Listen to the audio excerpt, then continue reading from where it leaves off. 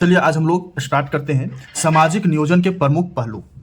समाज में रहने वाले सामाजिक क्रियाओं, सामाजिक प्रथा, समाज के लोग सामाजिक कहलाते हैं। नियोजन यानी उसमें जो भी कमियां हैं जिससे लोग आगे नहीं बढ़ पा रहे हैं, बहुत सारी नुकसान हो रही है, बहुत सारी दिक्कतें हो रही हैं, उसका हम निवारण कैसे कर सकते हैं, उसको दूर कैसे कर सकते हैं, उसके नियोजन है ना, उसके नीति बनाना और उसके ऊपर हम काम करेंगे। तो ऐसे हम क्या कर सकते हैं, सामाजिक नियोजन को हम कर सकते हैं, लागू कर सकते हैं और उसे हम निपटा सकते हैं। हमें बहुत सारे विद्वान ऐसे थे जो बहुत पहले ये सारे चीज मौखिक और लिखित दोनों रूपों में दे चुके हैं और आज भी वही चीज पे हम लोग अमल करके आगे बढ़ते चले जा रहे हैं। तो इसके ऊपर हम लोग फिर से नजर डालते हैं। सबसे पहले अगर हम बात करें तो बेरोजगारी एवं निर्धनता निवारण के ऊपर आज दिन प्रतिदिन और देखा जा रहा है बेरोजगारी बढ़ती ही जा रही है, निर्धनता गरीबी बढ़ती जा रही है। इसका निवारण हम कैसे कर सकते हैं? ठीक है, तो अभी आए दिन में क्या है कि भारत का अगर हम बात करें, अपने देश की ही बात करें, तो भारत में तीव्र गति से यानी बहुत तेजी से जनसंख्या बढ़ रही है। जनसंख्या बढ़ रही है लेकिन रोजगार का अवसर बढ़ नहीं रहा है, तो जिससे बेरोजगारी बढ़ रही है और जब बेरोजगारी बढ़ेगी तो जाहिर सी बात है कि निर्धनता यानी गरीबी भी बढ़ेगी। तो हमें बेरोजगारी और निर्धनता पर ज्यादा सोचने की जरूरत है। पहले तो जनसंख्या नियंत्रण पे भी काबू होनी चाहिए और दूसरे में रोजगार के अवसर को बढ़ाना चाहिए। ठीक है, आगे अगर हम बात करें तो कुप्रथाओं का निवारण ऐसे अभी हमारे समाज में अभी भी ऐसे समाज में कुछ ऐसे प्रथा है जो नहीं होना चाहिए था और उसके वजह से भी दिक्कतें होती हैं हमारे समाज में। जैसे में अगर हम बात करें तो बाल विवाह, जो कि अभी बहुत हद तक कम हो गया है, फिर भी अभी कहीं ना कहीं देखी जाती है। पर्दा प्रथा, दहेज जैसी जो प्रथाएं हैं, ये सब बहुत बेकार वाली चीज हो जाती है।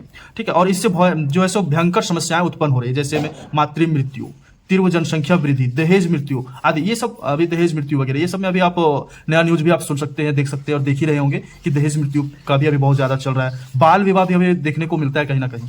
ठीक है, उसके बाद अगर हम बात करें भ्रष्टाचार, जिसपे हम लोग भरोसा करते हैं, जिसको भरोसा करके आगे खड़ा करते हैं कि उसके द्वारा हम लोग कुछ आगे बढ़ेंगे, कुछ विकसित होगा, है ना, लेकिन उसी लोगों के द्वारा हमें भ्रष्टाचार देखने को मिलता है।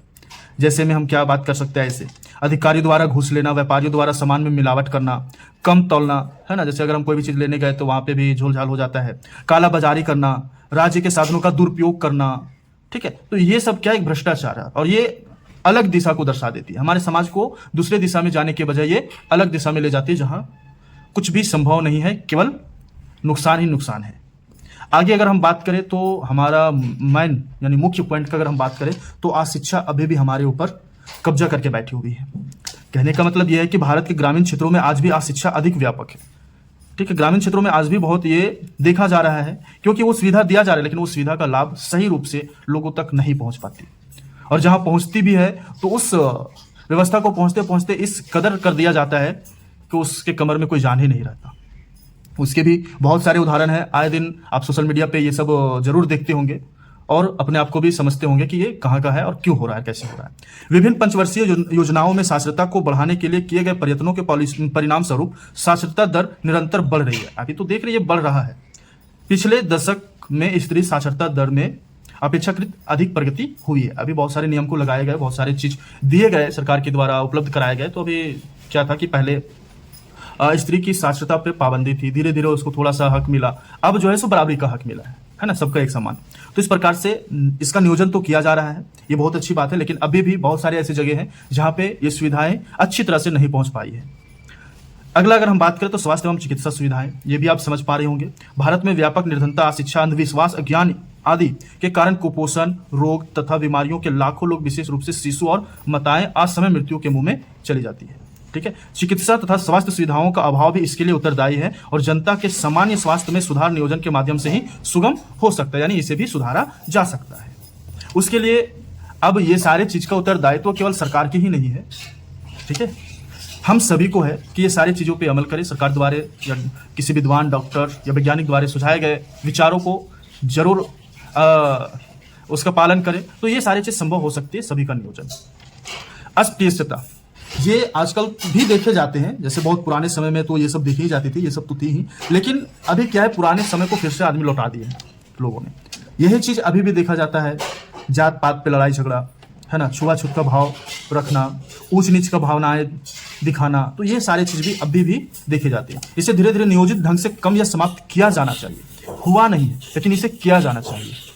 हर समाज में इस प्रकार के या हर जगह पे देखो तो अस्पृश्यता का कुछ ना कुछ असर दिखने लगता है और इससे शोषण की क्रिया और ज्यादा बढ़ जाती है। समाज कल्याण। समाज कल्याण हमारे देश में पिछड़े वर्गों, अनुसूचित जातियों और अनुसूचित जनजातियों से संबंधित अनेक प्रकार की सामाजिक एवं आर्थिक समस्याएं हैं। ठीक है, समाज में ये निर्बल समूह सैकड़ों वर्षों से अभावग्रस्त एवं निम्न जीवन बिताते आ रहे, क्योंकि उसके पास कोई भी सुविधाएं और वो समाज के जैसा नहीं पहुंच पाती। आगे राज्य और जनता के सक्रिय सहयोग के अभाव में इतने बड़े सामाजिक वर्ग का कल्याण नहीं हो सकता। इसके लिए नियोजित परिवर्तन अत्यंत आवश्यक है। तो ये चीज भी समाज कल्याण के लिए बहुत ज्यादा जरूरी है, जो होना चाहिए। आइए हम लोग कुछ और 2-3 पॉइंट पे बात कर लेते हैं जो कि जरूरी है।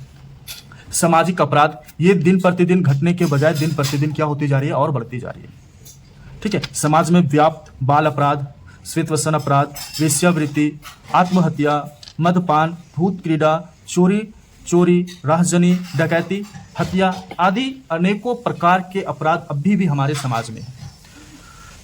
इसे दूर करने के लिए राजनीतिक तथा प्रशासनिक स्तर पर नियोजित प्रयास अपेक्षित है, क्योंकि इनका निवारण क्रमशः और सतत प्रयत्न से ही संभव हो सकता है। यानी कि ये अभी क्या हम लोग देखते हैं अधिकतर कि जिसके पास थोड़ा हैसियत है तो वो कोई भी अपराध करके आसानी से समाज में सर ऊंचा करके जीता है, और जो निम्न वर्ग के हो जाते हैं, जिसके पास कोई पहुंच नहीं, कोई उसका हैसियत नहीं है, तो उसे बिना गलती को भी उसे लपेट दिया जाता है। तो इस प्रकार से हमारी सामाजिक अपराध जो है ये दूर नहीं हो सकती। ठीक है, तो ज़्यादा अगर बोलेंगे तो दिक्कत हो सकती है। तो इसलिए आप मोटे मोटे शब्दों में ही ये समझ सकते हैं कि हम सामाजिक अपराध को कैसे, अगर हर इंसान अपने अपेक्षा इस प्रकार से समझे तो ये चीज़ सुधर सकता है। हम हर चीज़ दूसरे के भरोसे नहीं छोड़ सकते। आगे आइए जनसंख्या नियंत्रण पर बात करते हैं। हालांकि तेजी से बढ़ने के साथ साथ कुछ ना कुछ ऐसे नियम भी लाए गए जिसमें नियंत्रण भी किया जा रहा है, लेकिन इस पर और ज़्यादा ध्यान देने की जरूरत है। ठीक है, और सामाजिक रूढ़ियाँ तथा अंधविश्वास। ठीक है, सामाजिक रूढ़ियां तथा अंधविश्वास। भारतीय समाज में अनेक प्रकार की सामाजिक एवं धार्मिक रूढ़ियों तथा अंधविश्वास का आज भी बोलबाला है। सती प्रथा, देवदासी प्रथा, भिक्षावृत्ति, धार्मिक कर्मकांड आदि रूढ़ियों की व्यापकता से लाखों परिवार शोषण तथा ऋणग्रस्तता के शिकार होते रहे। इनके निवारण हेतु कानून बनाकर तथा उन्हें नियोजित ढंग से लागू करने की समाज को प्रगतिशील बनाया जा सकता है। ठीक है, चलिए आगे हम लोग फिर दूसरे वीडियो में देखेंगे। जय हिंद, जय भारत।